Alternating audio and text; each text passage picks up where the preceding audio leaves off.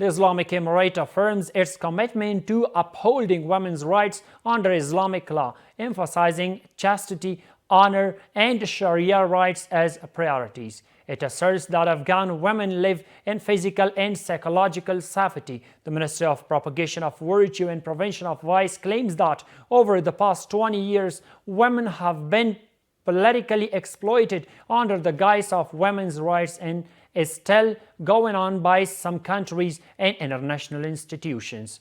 Let's see more in this report. The Islamic Emirate of Afghanistan says that Afghan women have a physically and psychologically secure life, and all their Sharia rights have been ensured. Hamdullah Fitra, deputy spokesperson for the Islamic Emirate, adds that no one can destroy women's rights, and the relevant courts are obliged to ensure their marital, dowry, inheritance, and other rights. The Islamic Emirate considers itself responsible for upholding and protecting the rights that Islamic Sharia had introduced. Safeguarding the dignity, honor, and Sharia-based rights of women is a priority for the Islamic Emirate. At present, Afghan women are living with full physical and psychological security. All forms of violence and conflict against women have been prevented. However, it should not be forgotten that we discuss the rights of Afghan women within an Islamic and Afghan society, which clearly differs from Western societies and their cultures.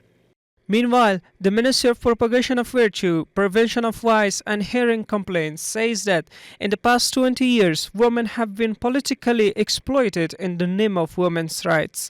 And according to him, this work is still being carried out by some countries and international institutions. Over the past 20 years, women have been politically exploited under the name of women's rights, and this exploitation continues by some countries and international organizations. However, Afghan women now enjoy all their Sharia rights and live with dignity and honor. Claims of women's rights violations in Afghanistan are false accusations. According to the analysts, international women's support organizations are misusing the word democracy. On the international level, this continues to be used as an excuse to politically isolate Afghanistan. However, significant progress has been made in terms of human rights in Afghanistan, especially concerning women's rights. I hope that the world will allow the Afghan people to determine their destiny, not through messages that they try to manage through the press on certain days to create gaps.